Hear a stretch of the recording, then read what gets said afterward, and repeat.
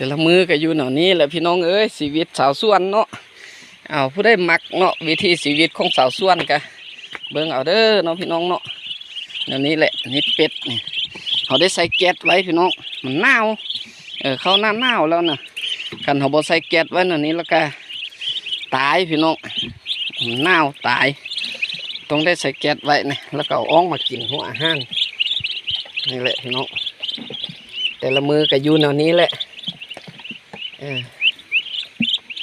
โบเลี้ยงกับโบได้พี่น้องเอ้ย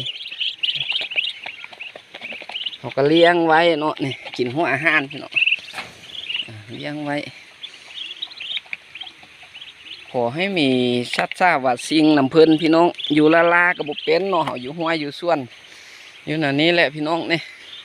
บรรยากาศดีเลยพี่น้องธรรมชาติสวยงามมีน้ำตกตาดเด้